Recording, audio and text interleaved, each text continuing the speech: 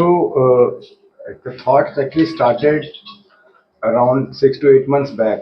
Once I was in this area, so suddenly a call from my patient came, and he belonged to that area, and luckily I was in that area at that time. So then he told me that I realized that there were so many kidney patients, transplant patients who started calling at very particular day. And I had no idea that we had so many kidney problems in this adjoining area. So then this thought started. I shared this thought with our Fortis group, the team, and they also liked it. Yes, we should provide our whole services as far as the kidney is concerned to this area. So that triggered the whole thing. And that is why we are here along with our radiation oncology services. And I think we'll try our level best to give a comprehensive care to the patients, kidney patients, as well as the patients of the oncology in this area. Yeah, similarly, I am coming to Jammu for oncology, taking part in oncology conferences और classes लेने के लिए, बच्चों को पढ़ाने के लिए 2012 से मैं आ रही हूँ. हर साल 2-3 बार तो मेरा विजिट हो ही जाता है. पेशेंट्स भी काफ़ी है यहाँ से जो आते हैं. Jammu, I would like to say, Jammu में पिछले 2011 से लेकर आज 24 तक काफ़ी एडवांसेस हुआ है ऑन्कोलॉजी में. न्यू कैंसर हॉस्पिटल्स आए हैं and it's very good. Jammu has done very good in oncology. लेकिन फिर भी ऑन्कोलॉजी एक ऐसी सब्जेक्ट है जिसमें टीम वर्क की ज़रूरत है. बहुत सारे फैसिलिटीज़ हर हॉस्पिटल में नहीं हो सकता है. कोई भी हॉस्पिटल में सभी फैसिलिटीज़ पॉसिबल नहीं है. इसलिए हमें सबको एक साथ काम करने की ज़रूरत है, क्योंकि हमारा एक ही मिशन है. कैंसर में सबको इक्वल ट्रीटमेंट मिलना चाहिए, चाहे वो गरीब हो या अमीर हो. इक्वल ट्रीटमेंट मिलना चाहिए, और वो तभी हो सकता है अगर हम सबको इस साथ में मिलके काम करें.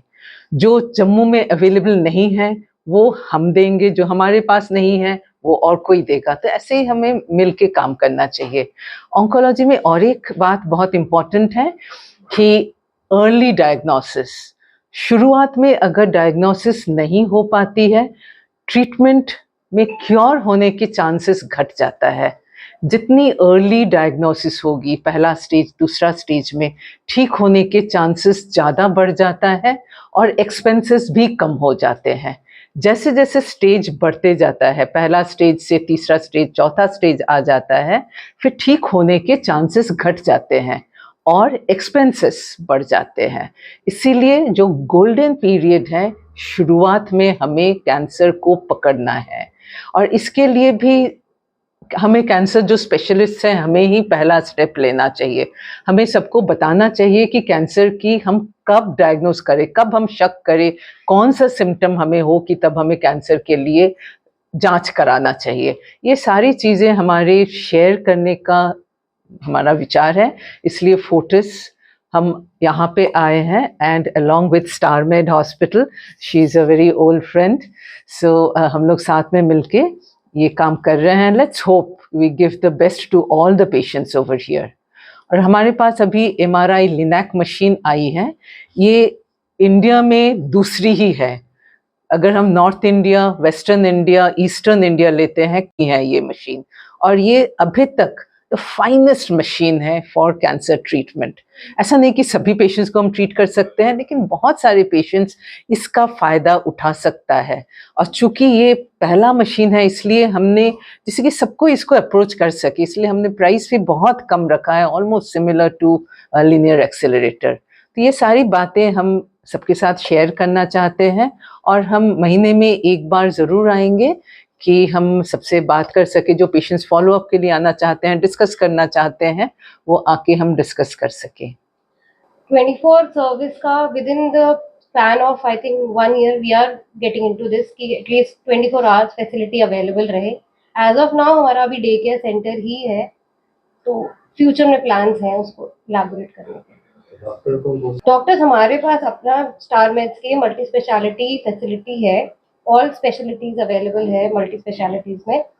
Now we are collaborating with Fortis, so और हम होराइजन कर सकते हैं, इसको और ब्रॉडन अप कर सकते हैं. That is question. और ये खाली डॉक्टर नहीं, सबको जानना चाहिए. एक आदमी को पता चले, हमें दूसरे आदमी को बताना चाहिए. अनफॉर्चुनेटली कैंसर में शुरुआत में कोई सिम्टम्स नहीं होती है, ये मान के चलना है. लेकिन हम सभी पेशेंट्स को बोलते हैं, अगर आपके कोई सिम्टम्स हो, जैसे कि गला बैठ जाना, कहीं पे कोई गांठ दिख रहा है जो ठीक नहीं हो रहा है, कहीं से ब्लीडिंग आना, चाहे महीने के रास्ते से हो, मुंह से हो, कफ से हो, यूरिन से, पेशाब के रास्ते से हो, कहीं से ब्लीडिंग आना या पानी आना, और कहीं पे कोई घाव है जो भर नहीं रहा है, बुखार है, वेट लॉस है, वजन घट रहा है, तो इस तरह की कोई भी सिम्टम जो 3 हफ्ते तक नॉर्मल इलाज से ठीक नहीं हो रहा है, एक बार आपको डॉक्टर से मिलना चाहिए कि कहीं वो कैंसर तो नहीं है। इसे हम बोलते हैं कैंसर रूल आउट करना। कोई सिम्टम अगर 3 हफ्ते से कोई नॉर्मल मेडिसिन से ठीक नहीं हो रहा है, एक बार ज़रूर राय लेना चाहिए कि कहीं ये कैंसर तो नहीं है, क्योंकि शुरुआत में पता चले it is curable, most of the cancers are curable.